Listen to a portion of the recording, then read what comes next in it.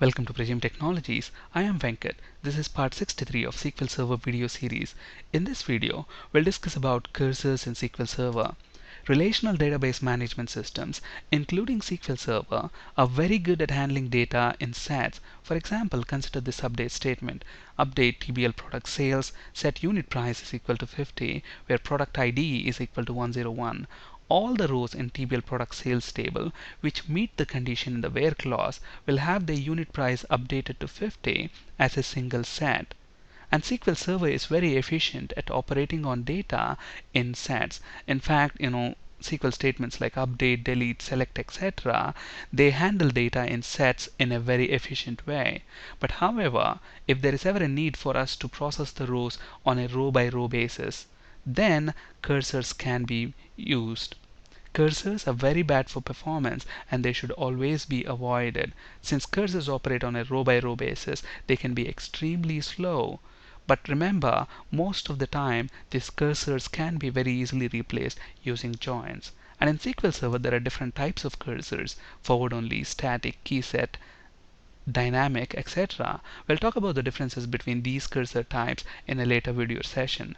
Let's look at a simple example of using cursors. Now, before we look at cursors, let's understand what a cursor is. A cursor is nothing more than a pointer to a row. Now, let's say when I execute a select statement, I have this result set, and I want to process the rows within this result set on a row by row basis. I want to process individual row at a time. Okay, so if that's the case, I can have a pointer or a cursor pointing to this result set. Maybe the cursor is pointing to the first row, and if I ask it to give the row, it gives me the first row and then it moves to the second row. And then when I ask it to give the row again, it's going to get that row and move to the next row. At some point of time when it passes, when the cursor returns the 10th record, there are no more rows within this result set, in which case it doesn't return anything back. Okay, so let's see how to use cursors. Now what I basically want to do is, using cursors, I want to print the ID and the name of each row that is present in TBL products table. Okay, so I have two variables to hold the ID and the name. Product ID is of type integer, name is of type nvarchar. And then look at this. This is the statement where we are declaring a cursor using the declare keyword. Declare name of the cursor and then cursor for. Okay, we will have a cursor for a result set, and to get the result set we use a select query. So if I execute the select query, I'm going to get all the products where ID is less than or equal to 1000. Just to make this query run a little faster, I have only retrieved 1000 records, otherwise it's going to take a little bit of time. Okay, so this select statement is giving me a result set, and I am asking a pointer or a cursor to be pointing to that result set. Okay, so declare name of the cursor, cursor for, and you specify a select statement. Okay, so we have declared a cursor at this point. Okay, now when you say open product cursor, which is nothing but this cursor that we have just declared, what's going to happen? The select statement will be executed, and all the rows that match that select statement, the conditions in the where clause, are now retrieved into this result set. And you will have your cursor pointing just above the first record. So the cursor will not be pointing to any row. Okay, it will be pointing, it will be ready to retrieve the rows. Okay, now when you say fetch next from product cursor into product ID and name, what's going to happen? The cursor will retrieve the first record, the ID, into product ID column and the name into the name column, name variable. So we have the data of the first row retrieved into these variables. And then look at this, we are checking, okay, while at fetch status is equal to 0. Now this variable is going to return 0 as long as we have rows within the result set. Okay, remember the cursor will return one row at a time. So it returns the first row, then it goes to the second row, then the third row, etc. Now when it has passed all the 1000 rows, then this at fetch status will not be 0. That's the indication for that, for us, to know that we have processed all the rows. So this fetch status will return 0 as long as there are rows to be processed. And now what I want to do, I want to print the ID. So print, let's say ID is equal to whatever ID we get So where is the ID present? ID is present in the set product ID variable. So I'm going to cast that to be of type nvarchar because we are printing the product ID, and we are concatenating that to string. So we need to typecast that, and I'm going to say the length as 10. Okay, and then maybe I want to say maybe name is equal to, and where is name present? That's present in this at name variable. And look at this. So we are printing the ID and name, and what do we have again here? Fetch next from product cursor into that variable. So we have got the first row here. Now we are retrieving the second row, and we are going to do this as long as there are rows within our result set, because these statements are present inside a loop. Okay, now when the cursor reaches the 1000 record, there are no more rows, so the at fetch status will return non-zero, and that's the indication for us we have completed processing the rows in the result set. And then finally I have close product cursor. So what is this going to do? It's going to release the result set. This statement is going to release the result set. And finally deallocate will actually deallocate the resources that are being used by this cursor. Okay, these two statements are very important to close the result set and to deallocate the resources that are used by the cursor. Now let's go ahead and run this and see what's going to happen. So as expected, it should print the ID and the name of the product. So see how easy it is to actually loop through the rows using cursors. Now let's look at a simple example of using cursors. Now let's say, for example, I want to, if you look at this TBL product sales table, it has got the product ID and the unit price, quantity, etc. Now let's say I want to update this unit price, and there are some conditions to follow to update the unit price in TBL product sales table. Now if the product name is product 55, then I want to set the unit price in this table to 55. But whereas if the product name is 65, then I want to set the unit price to 65. But whereas if the product name starts with product dash 100, after that I don't care what we have. But in that case, if a product name is like that, product dash 100 and then anything after that, then I want to set the unit price to 1000. Okay, so I mean these are some crazy conditions, but I want to demonstrate the use of cursors here. Let's see how to do that. And one important thing to keep in mind is we don't have product name in this table.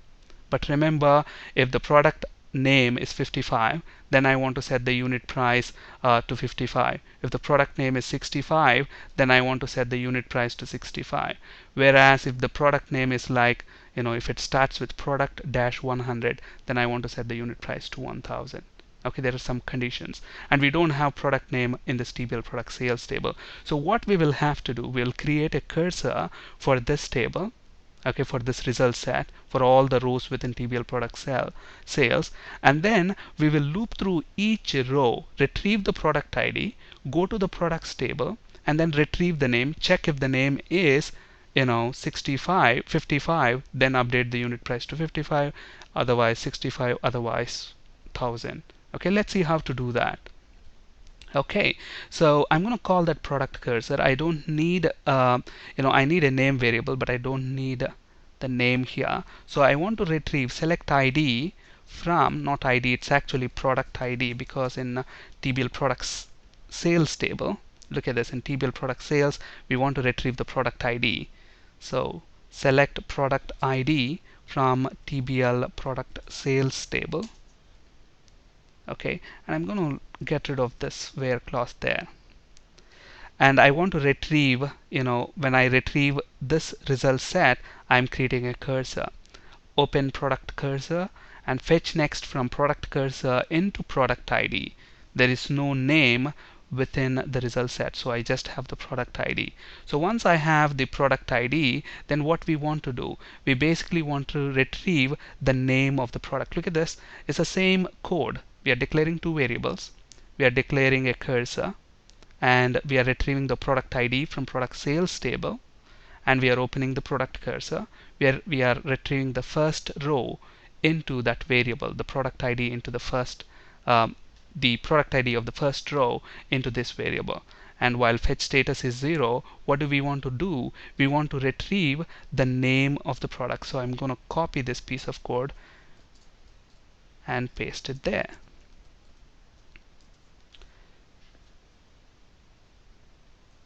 Okay, so what are we doing here? We already have a variable for the product name, so I'm going to get rid of that, and I'm going to call, instead of simply name, I'm going to call this product name. Okay, so we are retrieving the product name from TBL products table using the ID that we have got into this variable. Okay, and then what we are doing, we are checking if the name is product 55, then we are updating TBL product sales table to set the unit price to 55, where product ID is equal to whatever is the product ID that we have retrieved from TBL product sales table. And the most important thing is now, and we are doing that for product 65 as well. If it's 65, then we are setting the unit price to 65, whereas if the name starts with product dash 100, we are setting the unit price to 1000. And finally, I want to retrieve the next row. I just deleted this by mistake. So fetch next from product cursor into product ID. And this will be repeated as long as we have rows in TBL product sales table. Okay, so let's go ahead and run this and see how long is this going to take. And remember, there are around 600,000 records in my table. So it's processing. Look at that, it's still executing the query. It's going to take a little bit of time, because how is this query executed now? It's going to go to the product sales table. Look at this, it's still executing. It's already 14 seconds and still executing. Let's understand how this query is being executed. Go to the product sales table, retrieve the product ID, and then go to the TBL products table, get the name, and then compare that with 55. If it is 55, then it updates the unit price to 55, otherwise 65, otherwise whatever, 1000. So this is going to do all this processing 600,000 times, because there are 600,000 records in TBL product sales table. And the query has just completed now. Look at this, it took around 43 seconds. Since it has to process the rows on a row by row basis, it took around 43 seconds. But we can very easily replace this cursor's query using joins, and we'll discuss about how to do that in our next video session. And when you replace cursors using joins, it's going to improve the performance significantly. You don't even you will be surprised that the update query, the equivalent update query, is just going to take less than a second if you use joins. Okay, so let's actually see if the update has worked as expected. And to do that, I already have a select query here. So I'm selecting the name and unit price by joining TBL products and TBL product sales, and I have set name is equal to, in the where clause, name is equal to product 55, product 65, or 1000. So obviously when we execute this select query, we should see, look at that, any product that has 100, that the name that starts with product dash 100, the unit price is 1000. If you want to see for product 55 and 65, I'm just going to execute that query, and look at that, product 55, the unit price is 55, and for product 65 it is 65. Okay,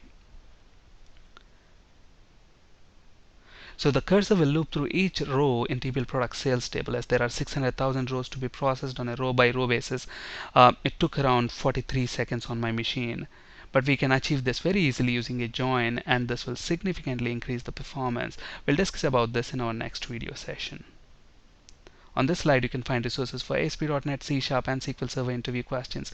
That's it for today. Thank you for listening. Have a great day.